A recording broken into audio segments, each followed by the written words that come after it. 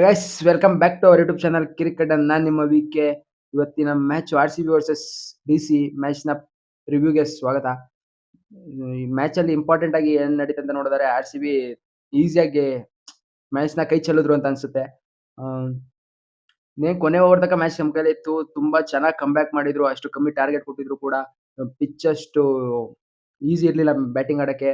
ಆದ್ರೂ ಆಡಿ ನಾವು ಸ್ಕೋರ್ ಕಮ್ಮಿ ಹೊಡೆದ್ರು ಕೂಡ ಚೆನ್ನಾಗಿ ಬೌಲಿಂಗಲ್ಲಿ ಭುವಿ ಮಾತ್ರ ಸೈಕಾಗಿ ಮಾಡಿದ್ರು. ಫಸ್ಟು 2 ಓವರ್ ಪವರ್ ಪ್ಲೇಯಲ್ಲೇ 3 ವಿಕೆಟ್ ತೆಗೆದು ಮ್ಯಾಚ್‌ನ ಕೈಗೆ ತಂದ್ಬಿಟ್ಟಿದ್ರು ಆಲ್ರೆಡಿ. ಆದ್ರೆ ಬರ್ಡೆ ಬೈ ರಾಹುಲ್ ಹೋಮ್ ಗ್ರೌಂಡಲ್ಲಿ ಹೆಂಗಿದ್ರು ಕೈ ಬಿಡಲ್ಲ ಅಂತ ಗೊತ್ತಿತ್ತು.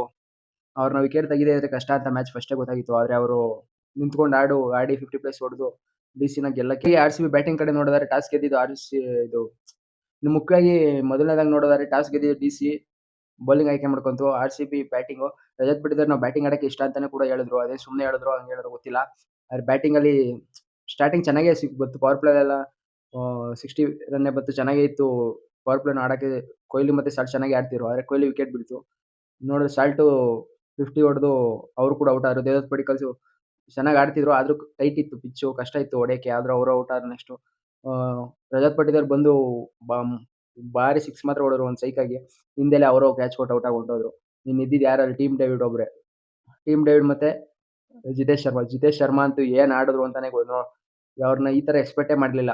ಎಷ್ಟು ಬಾಲ್ ತಿಂದು ಎಷ್ಟು ನಿಧಾನಕ್ಕೆ ಆಡಿದ್ರು ಸ್ಲೋವರ್ ಆಗಿ ಕೊನೆಗೆ ಮೇಕಪ್ ಮಾಡಕ್ಕೆ ಆಗಲಿಲ್ಲ.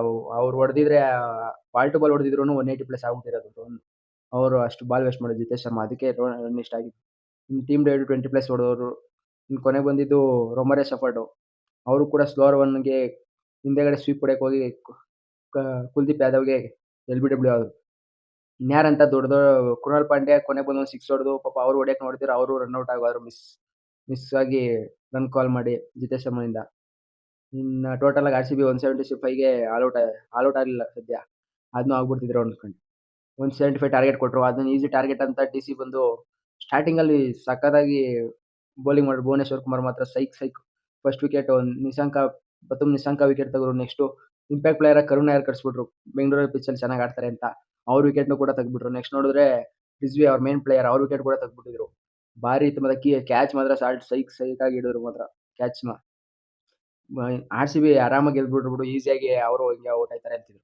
ನೆಕ್ಸ್ಟ್ ರಾಹುಲ್ ಮತ್ತೆ ಸ್ಟಬ್ಸು ಇಬ್ರು ಕಚ್ಕೊಂಡು ನಿಂತವ್ರು ಬಿಡ್ಲೇ ಇಲ್ಲ ಅಣ್ಣ ಕೊನೆಗೆ. ಇನ್ಯಾರು ನಮ್ಮ ಮೈನ್ ಬೌಲರ್ ಆಗಿದ್ದಂಥದ್ದು ಸುಯೇಶ್ ಶರ್ಮಾ.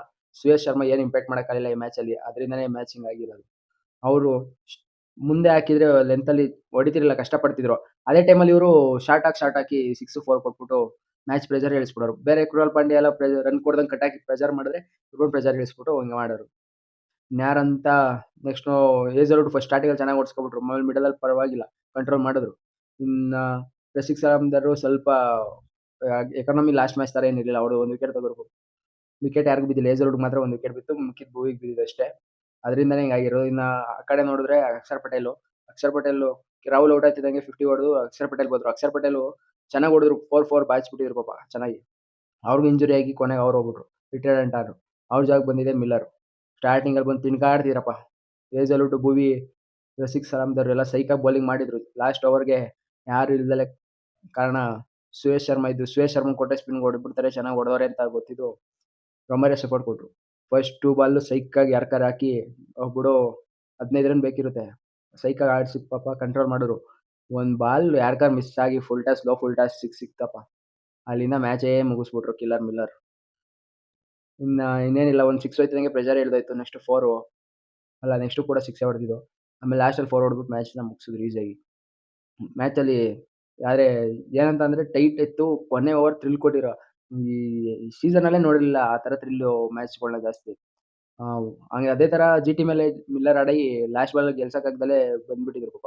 ಆದ್ರೆ ಈ ಮ್ಯಾಚಲ್ಲಿ ನಿಂತ್ಕೊಂಡು ಆಡಿ ಗೆಲ್ಸಿ ಡಿ-ಸಿಗೆ 2 ಪಾಯಿಂಟ್ ಎತ್ತಾಕೊಂಡ್ರು ಈಸಿಯಾಗಿ ಅಂತ ಅಂದ್ರೆ.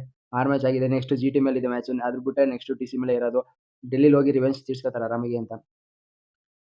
ಪಿಚ್ಚಲ್ಲಿ ಅಂತ ಬ್ಯಾಟಿಂಗಿಗೆ ಕಷ್ಟ ಇತ್ತು. ಅದರಿಂದ ಸ್ಕೋರ್ ಮಾಡೋದು ಕಷ್ಟ ಆಯ್ತು ಅಂತ ಅನ್ನಿಸ್ತು ಮೇಯ್ನಾಗಿ. ನೋಡೋಣ ಗೈಸ್ ನೆಕ್ಸ್ಟ್ ಆರ್-ಸಿ-ಬಿ ಕಮ್‌ಬ್ಯಾಕ್ ಮಾಡ್ತಾರೆ ಏನಂತ. ಕಳಪೆ ಟೀಮ್ ಅಲ್ಲ. ಒಂದ್ ಮ್ಯಾಚ್‌ಗೆ ಹೋಪ್ ಕಳ್ಕೊಳ್ಳೋ ಟೀಮ್ ಏನಿಲ್ಲ. ಹಳೆಯ ಆರ್-ಸಿ-ಬಿ ಹೆಂಗೆ ಆಡ್ತಿತ್ತೋ ಆ ತರ ನೆನಪಾಯ್ತು ಇವತ್ತು. ಡೇವಿಡ್, ರೊಮೇರೋ ಶೆಫರ್ಡ್ ಆಡದೇ ಇರೋ ಕಾರಣ. ಅವರಿಬ್ರು ಕಚ್ಕೊಂಡು ಆಡಿದ್ರೆ ಮತ್ತೆ ನಮ್ಮ ಟೀಮ್ ಸ್ಟ್ರಾಂಗ್ ಆಗಿ ಕಾಣಿಸುತ್ತೆ. ಏನು ತಲೆ ಕೆಡಿಸ್ಕೊಳ್ಳೋ ರೀತಿ ಏನಿಲ್ಲ.